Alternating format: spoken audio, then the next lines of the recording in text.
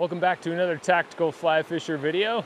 It might be late April, but it sure doesn't feel like it this morning. So I just went back and got another jacket from the car. We are on a piece of water today, and I'm gonna give you a little quick tip on setting up your drift with the shoulder that you cast over. And this tip applies to really any form of nymphing. It's not just Euro nymphing, it can also be dry dropper, it can also be indicator fishing. And really what it boils down to is lining up whatever is your method of indication, whether it be a sighter or a dry fly or an indicator, it's lining up that indicator with where your nymph lands. And one of the ways that you do that is by changing the shoulder that you cast over. Now, the reason why this tip came to mind, I happened to be fishing with or watching an angler fish that's a good friend of mine a couple weeks ago. I'm not going to mention who he is or what the situation was, because it'll be easy to track down that way. But this angler's fairly new to Euro nymphing, and I was watching him fish the river, and he was fishing the left bank as you're looking upstream, standing on the right bank of the river looking upstream, and he was still casting over his right shoulder. And so when he was making casts, not only was he landing a lot more in trees and having to go get his flies from the trees hanging over the river, but his nymph was also landing either straight across or even downstream from his sighter. And so half of his drift was over a lot of times before his nymph actually built tension in the tippet and up to that sighter, so he had strike detection. So he was just getting poor drifts, and he didn't catch a single fish off of that bank that he fished that was probably 70 or 80 yards long and had, I don't know, 5 or 6 pockets that looked like they could have held a fish or two. And then we were moving upstream from there, and he started to fish off the other bank. So looking upstream, he was fishing to the right bank and standing in the middle of the river, or on the left side. And then he could cast over his dominant shoulder in the correct manner. His nymph would land upstream of his sighter, and he ended up getting 10 fish off that bank. And one of the main reasons why I think he was successful there and not successful downstream is just simply how his fly was landing in orientation to his sighter. His fly was actually landing upstream, or at least straight below the sighter, and then he was getting a drift where he had strike detection early, and he could actually spot the takes he was getting. So I've talked about this maybe in other ways in previous videos, and we've certainly talked about it some in our modern nymphing video series, but I wanted to give you a very specific tip today that hopefully you can analyze for your own fishing and see if you are falling prey to this same mistake. So let's go get on the water. I'll show you which shoulder you should be casting over depending upon the bank that you're on, and we'll go see if we can catch a fish or two along the way. I got a nice little run in front of me here. I've snuck up on it because the inside edge is flat and the water's fairly clear and it's sunny, so I'm a little worried about my profile today. So I'm here kneeling to avoid spooking fish, but let's talk quickly about setup here and why I'm going to cast the way that I'm going to cast. Now, let's take you through my rig, because I know a lot of you want to know those things. So I have a micro leader on. It's a really thin one. It's actually 0.14 millimeter indicator mono here, which is about 5.5x. And then I've got a 10-foot rod, and it's probably about 15 feet of that. And then I've got 2.5 feet or 2 feet to my indicator dry fly, and then about another 2 feet or so of tippet below that dry fly to my Paragon. And I just have a kind of a peacocky, flashy Paragon on, similar to a Gasolina. So, all right, let's take you through now the setup. So I'm looking upstream. I'm on the left side of the river, casting toward the right side of the river. If you're in the middle of the river, doesn't matter. If you're casting to the right side of the river looking upstream and you're a right-handed caster, you want to cast over your right shoulder. And why is that? Well, I want my dry fly, in this case, I'm fishing a dry dropper on that micro leader. So I want my nymph, oh, there's a fish. I want my nymph to land upstream of my dry fly. Come here, rainbow. Not a bad little rainbow. Thank you. I'm casting over my right shoulder here so that when I stop my cast, my nymph lands directly upstream of my dry fly in the same speed of current, same direction of current, same seam essentially of current. And what that does for me is, as that nymph is sinking, hopefully it's more or less in the same speed of current as that dry fly, and I'm getting strike indication. I've got tension and a good drift, and I'm going to see any takes that I've got on that dry fly. If that nymph lands in a different direction, a different speed, a different seam of current, then it's going to be going faster or slower than the dry to begin with, and I will lose strike detection as well as having a poor drift. So that's what we're trying to avoid here. So by casting over my right shoulder in this case, when fishing to the right side of the river, then the nymph lands upstream of the dry fly, and early on in the drift, just like that, if a fish takes, then I have strike detection. Looks like I got another rainbow here, maybe just a little smaller than the first one.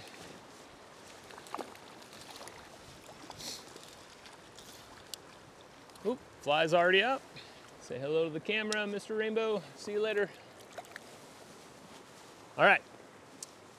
Now I've talked about and demonstrated casting over the right shoulder and why I would want to do that in this run. Let's go upstream to where I need to fish over my left shoulder, and I'll demonstrate that and explain that to you as well. I've moved just upstream of the run that I was on before. I'm now fishing a run where I am on the right side of the river looking upstream, fishing to the left side. So now the situation is the opposite. I need to cast over my left shoulder here, because if I cast over my right shoulder, not only do I risk putting my fly in the trees behind me, which is always a problem when you've got bankside vegetation, but then if I make my cast, my dry fly lands even or upstream of my nymph. So my nymph is downstream, ahead of the dry fly, and even if the dry fly eventually catches up to the nymph, being on faster surface currents most likely, it takes a good portion of the drift for that to happen. So if I cast over my left shoulder and stop that cast nicely at the end so that I get good turnover, my nymph now lands upstream of my dry fly and builds tension early in the drift so that I have good strike detection. Oop, fish just rose over here. So in order to maybe put it in front of that fish, there's a foam line that's leading to it. I'm gonna make a cast 6-8 feet upstream, stop that cast so the nymph lands upstream of the dry fly. The nymph has just a second to get to depth. I might even be under that fish.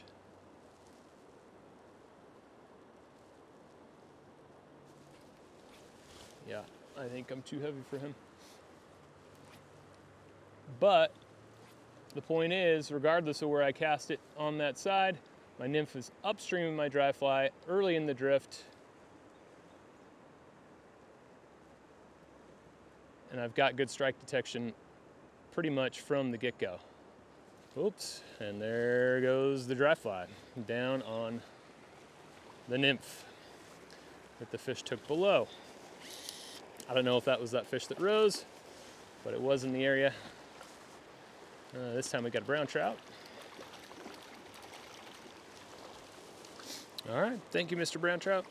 Now, there are times when you're going to want to tuck cast to drive those flies down a bit more. So if I stop that cast and then kind of do a down and upper variation, my nymph does rocket down before the dry fly and lands almost underneath the dry fly. That's okay. When it does that, it gets to depth pretty quickly and kind of gets vertical under the dry fly. You are going to sacrifice a little bit of the length of the drift before you have strike detection.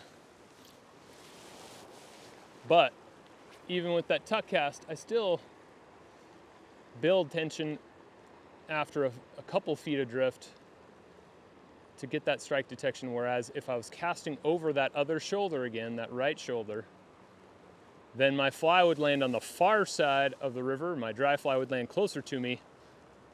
Not only would they be in different seams of current, be fighting each other in the drift, there's another fish, but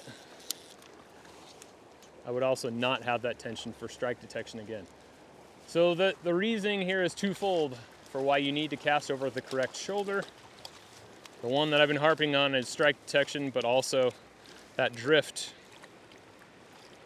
is the other main player here. I want to have my nymph once again in that same speed of current, the same seam.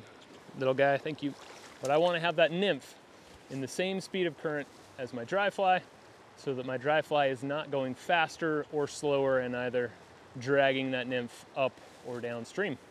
And that way both flies can work. If you've got a situation where the dry fly is getting eaten, well, you don't want to have your dry fly getting sucked downstream by a nymph that's going in faster current or getting held up by a nymph that's going in slower current. So think about the drift aspect as well. Now, I've got this good run that I'm in, has a big shelf up here. I'll just do one more demo quickly with a straight Euro rig. So I'll put the dry dropper away here, grab my other rod that has a straight nymphing rig on the micro leader, and I'll show you the same importance there of having the orientation of your flies relative to your sighter. All right, one last quick demo of this concept right here. I've moved up about 10 or so feet upstream to where I can fish over the top of this fast current and into the slower water that's just beyond. And once again, I am on the right bank of the river and I'm fishing to the left side of the river. So what shoulder do I need to cast over? I need to cast over my left shoulder. I've got those branches behind me, so if I cast over my right shoulder, not only am I going to put them in there, the flies, but if I cast over that way, my leader lands directly across the river, perpendicular to the current, and I don't have strike detection, and I likely have drag pretty quickly into the drift. So if I cast over my left shoulder, now my leader lands parallel to the current. My flies land upstream of my sighter, and as they fall, I attain and maintain tension for strike detection like that right away. All right, well, there's a little nicer brown trout to end this quick tip on. Think about the side of the river that you're casting, or that you're wading or standing on the next time you're out on the river. Think about what shoulder you need to cast over as a result, so that you set your drift up correctly. Whether you're fishing a strike indicator, a dry fly, or a sighter with the Euro nymphing rig, the concept is still the same. You need to be able to cast over the shoulder that will put your flies and your weight upstream of that strike indicator or that sighter, so that you get tension and strike detection and a good drift. Thanks for watching this tactical fly fisher video. I hope that this quick tip made sense to you and that it helps you out on the water. If you're not an angler who is able to cast over both shoulders comfortably, or maybe with both hands, then that might be something you want to work on so that you can set your drifts up better. If you like the tip and this video, please give us a thumbs up here on YouTube and subscribe to our channel. And then come on over to tacticalflyfisher.com. We just revamped our site platform. The site has a new look and a better operation. It's more user-friendly for you and for us. So we hope that gives you a better experience next time you're purchasing supplies for either the fly tang desk or your next fly fishing trip. We thank you for your support, and stay fishy out there.